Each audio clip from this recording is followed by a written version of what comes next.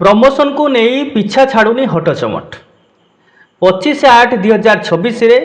Directorate of elementary education Odisha DO Sonpur को गोटे चिट्ठी करिसेंती। चिट्ठी नंबर रही 16,051 एवं चिट्ठी रही regarding approval of promotion of elementary teacher level 5A to level 5B and level 5B to level 4 जोटा कि आपणकर under OEE cadre rule 1997 and amendment 2022 1997 cadre rule एवं जोटा कि 2022 आपणकर अमेंडमेंट होता ताकू नेकी आपणकर ग्रेडेशन लिस्ट तैयार होइछि कि नहीं एवं सही आधार रे आपणकर प्रमोशन होइछि कि नहीं एवं ता सहित आउ गोटे सबुठु मेजर कथाटीए सेठी क्लारिफाई करिसेंती जहाँ तांको निर्देशित करा होइछि जे सेठी जो रहुछि आपणकर पोस्ट बेस्ड प्रमोशन अर्थात जदि जड़े SC ST कैटेगोरी अच्छा बा बिलंग करुँच ताहले से कौ वर्ग रे जिबे ऑब्वियसली आपण मानकर धारणा रही सी SC एंड ST वर्ग रे जिबे से जो वर्ग को बिलंग करुवे किंतु ये गोटे जिनस कहगला बा क्लारिफाई करागला जदि कौन सी SC ST टीचर सी ग्रेडेशन लिस्ट रे निज मेरिट कारण हो बा प्रमोशन पूर्वर नहीं हो जदि वर्तमान पैनल से आगे रोचते अर्थात जनरल कैटेगोरी टीचर ठारू आगे रोचते ताहले सीए आउ रिजर्व कैटेगोरी काउंट हेबे नहीं अर्थात तांकर जो पोस्ट बेस्ड संरक्षण थिला सेइथिरे से काउंट हेबे नहीं सीए काउंट हेबे ऑन रिजर्व कैटेगोरी अर्थात आपण भाबुथिबे मनेकर आपणकर ब्लॉक रे 20टी मनकर SC ST पाई संरक्षित पदवी रही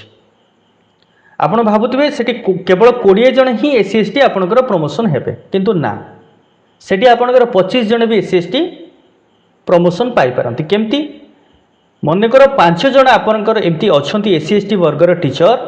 जो माने कि निजर मेरिट कारण हो सीनियरिटी कारण हो बा प्रीवियसली प्रमोशन नहीं कि आगे अछंती ताले से क्षेत्र रे से माने ऑन रिजर्व कैटेगोरी काउंट हेबे सेमान को रिजर्व कैटेगोरी काउंट करा जिवो नाही तार अर्थ है आपणकर जदि उद्दिष्ट अच्छी SC ST पाई 20टी पदवी ताहले से क्षेत्र में आपण भाविबे नहीं जे आम ब्लॉक रे केवल 20 जन SC ST पाइबे प्रमोशन 20 जगह 30 हो पारे 35 हो पारे 40 भी हो पारे जदि से माने आगे अच्छा यही जो जिनसटी क्लारिफाई कराई तांकर DLPC थिला 7/8/2026 रे से DLPC रे एटा को से माने ध्यान देकी तांकर ग्रेडेशन लिस्ट प्रिपेयर करिसेंती कि नाही सेटा को क्लारिफाई करिया पई अर्जेंटली से चिठीटी लिखिंट डीओ सोनपुर को एवं यही भाया अनेक गुड़िए क्लारिफिकेशन एबे भी आवश्यकता अच्छी जोटा कि अनेक डीओ वर्तमान सुधा डाउटफुल रे अछंती कहीं जिते प्रथमे आडक प्रमोशन कथा कहगला सेतबले समस्त डीओ माने निज निज जिलार जो ग्रेडेशन लिस्ट तैयार कले सेठी OTT हेइथाउ बा न हेइथाउ समस्त वर्गर टीचर मान को लेकिन से पैनलाइज करे बा ग्रेडेशन लिस्ट तैयार कले फर्दर से कौन कले जिते स्टेट को अप्रूव करने पठेले जिते फाइनल ग्रेडेशन लिस्ट से प्रिपेयर कले सेतेबले से नॉन OTT टीचर को सेठू पैनल काटिदेले एवं एटा एथिपाई काटिले हुए तो तांको निर्देशित हेतुव जेहेतु आपणकर सुप्रीम कोर्ट कर जजमेंट आसी सारी टीट केस को लेकिन से स्पष्ट करछन्ती सेठी 31/8/2028 सुधा जदि जड़े टीचर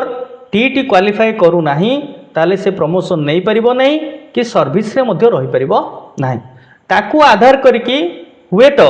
निर्देशित हेइची जा फल कि डीओ माने परवर्ती समय ताकू रेक्टिफाई करके केवल OTT थिबा टीचर मान को पैनलाइज करिसंती बा ग्रेडेशन लिस्ट रे स्थानित करिसंती एवं सही हिसाब रे अप्रूव पई पठैसंती एमती अनेक जिला वर्तमान सुधा दे सारी प्रमोशन आउ अल्प किसी जिला रही जो माने अंडर प्रोसेस अच्छी बहुत शीघ्र से प्रमोशन देवे आउ एपटे से नॉन OTT टीचर्स विशेष करके आप देखिए प्रायतः सीनियर टीचर माने जो मानकर चाकरी 5 वर्ष 6 वर्ष 7 वर्ष 8 वर्ष ये भितर रही से माने ही OTT दे नाहांती एवं या भाविकी दे नाहांती कहीं आगुरी बहुत थर सरकार क्लारिफाई करिसंती 11/2/11 पूर्व नियुक्त पाइथिबा टीचर मानक पई ओटीटी रो आवश्यकता नाही तेणु से माने देई नाहंती एया भाबिकी जे आम पई लागू हो नाही किंतु फर्दर जेतेबेले सुप्रीम कोर्ट कर जजमेंट आसीची सेतेबेले सरकार मध्ये एटी बाउंड हेइछंती एई भली गोटे स्टेप नबा पई किंतु एटी गोटे जिंस रहउची जे सेमानकर भूल रहिला कोटे जेतेबेले ओटीटी रो कथा आसिला सेतेबेले सेमाने जेहेतु गवर्नमेंट रो सर्वेंट अछंती गवर्नमेंट अंडर सर्विस करूछंती तेणु तांकु ओटीटी दरकार कि दरकार नुहे सेटा गवर्नमेंट जेतेबेले स्थिर करिवो first government have to notify them तांको प्रथमे नोटिफाई करिवार थिला जोटा कि गवर्नमेंट आज पर्यंत करिना केवल सुप्रीम कोर्ट कर निर्देश हैला परे जून मासरे गोटे नोटिस गवर्नमेंट ऑफ ओडिशा करिछि किंतु ता पूर्व कौन सी नोटिस नथिला आउ वर्तमान गोटे समस्या रही जे एबे जो आपणकर ओटीटी जाइथिला वर्तमान सुधा तार रिजल्ट आसी ना जदि तार रिजल्ट आसी जाइथांता हुए तो आउ किछि टीचर मध्य एई पैनल रे एंट्री होई पार थांते बा ग्रेडेशन लिस्ट रे स्थानित होई पारि थांते जोटा कि तांको पई मध्य गोटे समस्या रहिला जदि बोर्ड एटा को विचार करके बोर्ड तो नहीं जदि सरकार विचार करके तुरंत सेटा को करि थांते बा रिजल्ट आउट करि थांते हुए तो आउ किछि टीचर मध्य इनक्लूड होई पारि थांते किंतु वर्तमान से माने आउ इनक्लूड होबार कोनोसी अवकाश नहीं एवं सेपटे से माने मध्य अंटा भिडिलेनी केस करिया पई किंतु आधार कोन रहबो केस करिया पई जो सुप्रीम कोर्ट कर जो जजमेंट रही ता विरुद्ध माने केस करि परिबेनी जदि हबो से क्यूरेटिव पिटिशन हबो किंतु वर्तमान एमानकर आधार रही जे जेहेतु से मानको नोटिफाई करा जाय नै बिफोर ताले तांको पई गोटे समय सीमा दबार अछि जेमति कि सुप्रीम कोर्ट तो ऑलरेडी समय सीमा देइचंती किंतु तांको से कहबा कथा जे तांको आडक बेसिस रे प्रमोशन दिया जाऊ एवं सेमते टाइम फिक्स रहिला से टाइम भीतर से मान जति न करि पाउछंती ताहले से मानको पुणी डिमोशन करा जिवो बा सेमानकर सर्विस आउ रहबने 28 भीतर जति सेमाने करि पारु नाहंती ओटीटी क्लियर करि पारु नाहंती बा टीटी क्लियर करि पारु नाहंती ताले सेमानकर तो सर्विस ही रहबने एइटा को किछि टीचर मध्ये आलोचना करूछंती हुए तो सेमाने कोर्ट को जाई पारंती देखा जाऊ से तो समय कहबो ये थिला गोटे इनफॉरमेशन आपण मानक पई भाबुची इनफॉरमेशन टी निश्चय आपन को भलो लागिथिबो जदि भलो लागिथाय तो लाइक शेयर सब्सक्राइब निश्चय करिवे एंड बेल आइकन ऊपर क्लिक करनेबे जेमति कि फास्ट वीडियो अपडेट आपण पाखे फास्ट ही पहुंची जिवो तो पुणी देखा हवा टिल देन बाय बाय नमस्कार जय जगन्नाथ।